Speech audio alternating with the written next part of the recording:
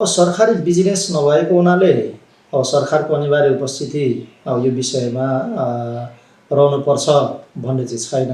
तर सामान्यतया चाहिँ अहिलेसम्मको चाहिँ अभ्यासमा सरकारको उपस्थिति बेगर प्रदेश सभाको कुनै पनि चाहिँ बैठकहरू सञ्चालन हुन सक्ने खालको चाहिँ हाम्रो परम्परा छ, प्रचलित त्यो अभ्यास छ।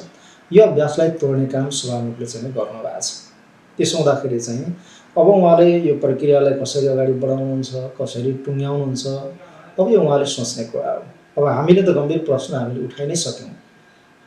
हाम्रो प्रमुख सचेतकले एउटा स्टेटमेन्ट जारी गरेर आधिकारिक रूपमा हिजोको चाहिँ बैठकको बारेमा चाहिँ सभामुखले चाहिँ बैठक सञ्चालन गर्नुभएको विषयमा धारणाहरू चाहिँ सार्वजनिक गरि पनि सकेको छ।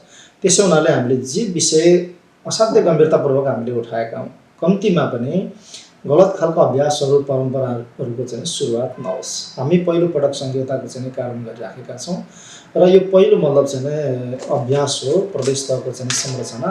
त्यसो हुँदाखेरि चाहिँ यो संरचनाबाट यो प्रदेश सभाबाट गलत खालका चाहिँ अभ्यासहरू चाहिँ को सुरु गर्नु हुँदैन भन्ने कुरा हामीले राखेका हौँ।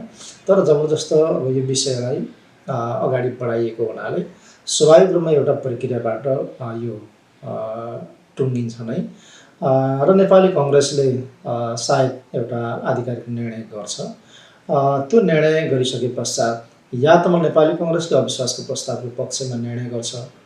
त्यसो हुन बित्तिकै पनि यो प्रस्ताव अब रित नपुगेको भए पनि सभामुखले प्रक्रियामा लगेको हुनाले त्यो चाहिँ पास हुन्छ। त्यो पास हुँदाखेरि मैले नैतिक रूपमा चाहिँ मैले छोड्नुपर्ने हुन्छ। अब नेपाली कांग्रेसले चाहिँ अविश्वासको प्रस्तावको विपक्षमा उभिने निर्णय पनि गर्न सक्छ। त्यसो हुँदाखेरि स्वाभाविक रूपमा चाहिँ अविश्वासको प्रस्ताव फेल हुन्छ र हामी अगाडि बढ्छौँ, मेरो नेतृत्वको सरकार अगाडि बढ्छ। त्यसपछि नेपाली कांग्रेस चाहिँ नो भोटको अवस्थामा पनि बस्न सक्छ। उनले यता वा उता मतदान नगर्ने निर्णय पनि गर्न सक्छ। त्यसो हुन बित्तिकै पनि यो प्रस्ताव चाहिँ फेल हुन्छ। फेल हुन बित्तिकै त्यसपछि फेरि हामी चाहिँ अगाडि चाहिँ बढ्छौँ। त्यसपछि नेपाली कांग्रेस लगायत अन्य दलहरूसँग चाहिँ कुराकानी हुन्छ र नयाँ चाहिँ समीकरण बनाउनै पर्ने हुन्छ। किनभने त्यो चाहिँ नयाँ समीकरण नबनाइकन अन्य दलहरूसँग नमिलिकन अब नयाँ चाहिँ सरकार कन्टिन्यू हुने वा नयाँ बन्ने खालको चाहिँ अवस्था छैन। हामीले त्यही कारणले गर्दाखेरि जसरी केन्द्रमा पनि प्रचण्ड, माधव नेपाल र झलनाथहरूले चाहिँ देशलाई एकदम अस्थिरतातर्फ, अराजकतातर्फ लिएर जाने उहाँले कदम चाल्नुभयो, प्रयास गर्नुभयो। त्यो भनेको चाहिँ 2/3 नजिकको बहुमतको चाहिँ सरकारलाई ढालेर त्यसपछि फेरि मिलिजुलीको चाहिँ समीकरणको चाहिँ खेल गरेर 6 महिने, 9 महिने, 15 महिने, 18 महिने सरकार चाहिँ बनाउने र ढाल्ने खेलमा मुलुकलाई लिएर जाने प्रयास उहाँले गर्नुभयो। हो त्यो प्रयासलाई चाहिँ विफल तुल्याउनको निम्ति फेरि पनि ताजा जनादेशमा गएर कम्तीमा पनि स्थिर खालको, बलियो खालको र गतिलो सरकार जनताहरूले चाहिँ निर्वाचित गर्नुपर्छ। ताजा जनादेशबाट त्यो चाहिँ परिणाम आउनुपर्छ र स्थिरताको, स्थायित्वको, विकासको, समृद्धिको यात्रा चाहिँ अवरुद्ध हुनुहुन्न भन्ने हिसाबबाट प्रधानमन्त्रीले यो कदम चाल्नुभयो। अब ठ्याक्कै प्रदेशमा पनि यदि बलियो चाहिँ आफ्नो सरकार थियो। अब केन्द्रको छुट्टै यो, किनभने अलग्गै संरचना हो प्रदेश तहको संरचना। तर यो संरचनालाई पनि अब अस्थिरतातर्फ लिएर जाने, अराजकतातर्फ लिएर जाने र फेरि अब हेर्नु न, अब मिलिजुली सरकार बनाउनु पर्ने। अब यो मलाई लाग्छ कि एकदमै फोहोरी खेल अरू प्रदेशमा सुरु गर्ने र गराउने हिसाबबाट चाहिँ उहाँहरू अगाडि बढ्नु हो। त्यो स्थिति चाहिँ सृजना हुँदैछ। त्यसो हुँदाखेरि चाहिँ नेपाली कांग्रेसले लिने निर्णयका आधारमा चाहिँ अब कसरी अगाडि बढ्छ, सरकारमा चाहिँ यथावत रहन्छ अथवा नयाँ सरकार बन्छ वा चाहिँ कसरी जान्छ भन्ने कुरा चाहिँ नेपाली कांग्रेसको चाहिँ निर्णयमा भर पर्छ। हामी यो प्रक्रियामा सहभागी हुँदैनौँ, किनभने विधान विपरीत ढङ्गबाट चाहिँ पेश भएको एजेन्डामा हामी मत चाहिँ त्यहाँ प्रकट गर्न सक्दैनौँ। हामी हाम्रो मत यथावत रूपमा हामीले जे प्रश्न उठाएको छ त्यो प्रश्न हामी उठाउँछौँ, राख्छौँ। जे हाम्रो अडालो त्यो हामी राख्छौँ। तर त्यो प्रक्रियामा सामेल भएर उभिएर हामी यता वा उता त्यो निर्णय प्रक्रियामा हामी सामेल हुँदैनौँ। हामी नो भोटको पोजिसनमा बस्छौँ हामी। होइन, सभामुखले अब अगाडि बढ्नुभयो, कसरी उहाँले अब चाहिँ यसलाई टुङ्ग्याउने अब के सोचिरहनु भएको छ उहाँले। अब हामीसँग छलफल पनि गरिरहनु भएको छैन, परामर्श पनि गरिरहनु भएको छैन। यो बैठक गर्छु, यसरी सञ्चालन गर्छु भने उहाँले हामीसँग कुनै परामर्श गर्नु पनि भएको छैन। उहाँले एकाएक बैठक चाहिँ सुरु गरेर टेबल गराउनु भएको छ। अब कसरी उहाँले टुङ्ग्याउनुहुन्छ, अब सभामुखको चाहिँ मतलब चाहिँ उहाँको चाहिँ विवेक अथवा उहाँको चाहिँ अब हातमा चाहिँ यो विषय छ। भोलि विषयवस्तुहरू जब चाहिँ गम्भीरतापूर्वक उठिसकेपछि जो कोही पनि मतलब चाहिँ न्यायालयमा जान सक्छ, पुग्न सक्छ। तर हामी नै यो विषयलाई चाहिँ लिएर अदालतमा चाहिँ पुग्ने जाने त्यस्तो खालको चाहिँ मनस्थितिमा हामी छैन। म विघटनको पक्षमा सुरुबाटै छैन। यदि विघटनको पक्षमा भएको भए मलाई थाहा थियो विश्वासको प्रस्ताव आउँदैछ भन्ने कुरा थाहा थियो। त्यस अगावै विघटनको मतलब सिफारिस मैले गर्ने थिएँ। तर म सुरुदेखि नै प्रदेश सभाहरूलाई विघटन गर्नुहुन्न, भङ्ग गर्नुहुन्न भन्ने स्पष्ट मान्यता भएको हुनाले मैले उहाँहरूले प्रस्ताव दर्ता गर्ने दिन नै बिहान मैले चाहिँ क्याबिनेट बैठक बसेर प्रदेश सभाको बैठकको सिफारिस चाहिँ मैले गरेँ। अब जहाँसम्म चाहिँ अहिले पनि विघटनको चर्चा परिचर्चा चलिराखेको छ, मैले भनेको के हो भने जबरजस्त ढङ्गबाट यो प्रदेश मतलब चाहिँ संरचनालाई आक्रमण गर्ने काम हुन्छ भने मनपरी ढङ्गबाट विधि विधान मिचेर संविधान कानुन कुल्चिएर जे मन लाग्यो त्यो गर्ने हिसाबबाट भाडभैलो मचाएर गलत हरकतहरूका साथमा जाने प्रयासहरू भएमा विघटन हुँदैन भन्न सकिन्न। विघटन मुख्यमन्त्रीले मात्रै गर्न सक्ने प्रावधान छैन, विघटन माथिबाट पनि हुन सक्ने प्रावधान छ। त्यसो हुनाले चाहिँ त्यो तहमा नपुग्ला भन्न सकिन्न। जुन ढङ्गले उहाँहरू अगाडि बढ्दै हुनुहुन्छ र सभामुख लतारिँदै हुनुहुन्छ र दलहरू पनि लतारिँदैछन्, कम्तीमा नेपाली कङ्ग्रेस जतिको पार्टीले चाहिँ यी कुराहरूको ख्याल गर्ला, लोकतान्त्रिक एउटा मूल्य मान्यताहरूलाई संसदीय मतलब चाहिँ अभ्यासमा दलीय व्यवस्था र प्रणालीमा स्थापित भएका मूल्य मान्यताहरूलाई ख्याल गर्ला भन्ने मैले ठानेको थिएँ। त नेपाली कङ्ग्रेस पनि लत्रियो।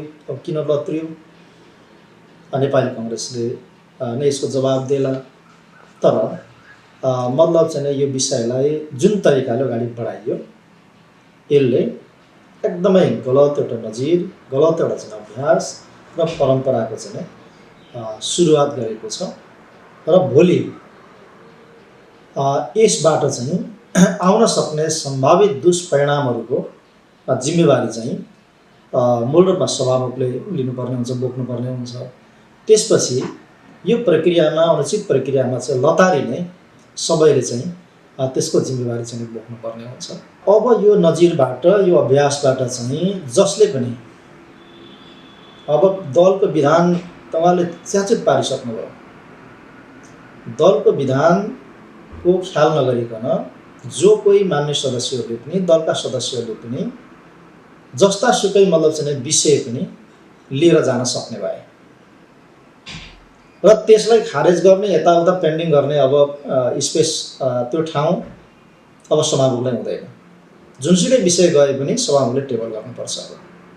हो यही हो मतलब चाहिँ गलत मतलब चाहिँ नजिर, यसले ल्याउन सक्ने दुष्परिणाम।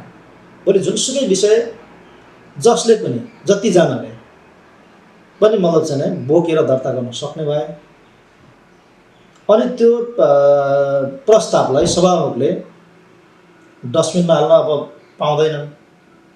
अब यो वा त्यो कारणले, तर्कले यता र उता चाहिँ कहीँ कतै मतलब चाहिँ राख्न पाउँदैनन्। त्यसलाई टेबल गर्न पर्यो, प्रक्रियामा लान पर्यो। हो यो एउटा कलङ्कको स्थिति चाहिँ पैदा भएको छ। अब यसबारे अझै पनि म गम्भीर बन्नको निम्ति चाहिँ म सबैलाई चाहिँ आग्रह गर्न चाहन्छु।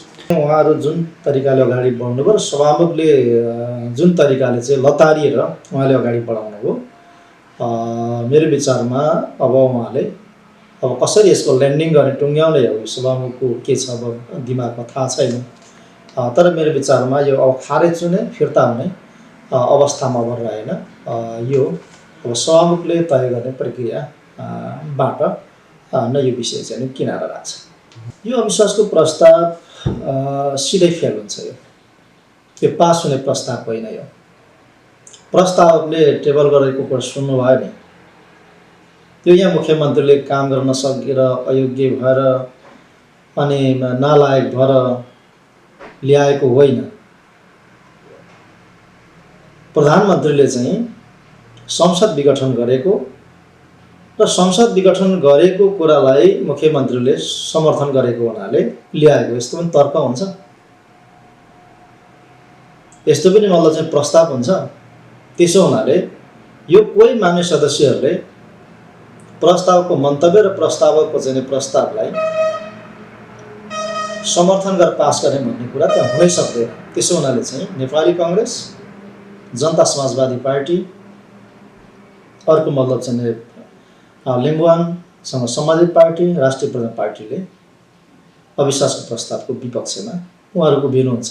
या त नो भोटमा बस्नुहुन्छ या त विपक्षमा खुलेर उहाँले मतदान गर्नुहुन्छ। यो स्वत यो चाहिँ तपाईँको असफल हुन्छ। हामी अब केही दिनमा चाहिँ अब मन्त्रीहरूको चाहिँ नियुक्ति हुन्छ। हामी अब किन यो एउटा विश्वासको यो जुन प्रस्ताव प्रक्रियामा लगिएको छ अब यसले पनि छिटै एउटा चाहिँ यो टुङ्गोमा पुग्छ। त्यसो हुन बित्तिकै अब अरू दलहरूसँग पनि अब मिलेर हामीले चाहिँ सरकार चाहिँ विस्तार गर्नुपर्ने हुन्छ। हामी छलफल गर्छौँ र अब धेरै समय चाहिँ मन्त्रालय खाली रहँदै। मान्य सदस्यहरूले आफ्नो हस्ताक्षर फिर्ता लिइसक्नुभयो। त्यो सार्वजनिक भइ नै सकेको छ। अरू अझ धेरै मान्य सदस्यहरूले फिर्ता लिनुहुन्छ हस्ताक्षर। हामीसँग बहुमत सदस्यहरू रहनुहुन्छ, यसमा कुनै दुविधा छैन। किनभने अब एकपछि अर्को जति दिन बित्दै जाँदैछ त्यति मतलब चाहिँ उहाँहरूभित्रको मतलब सक्कली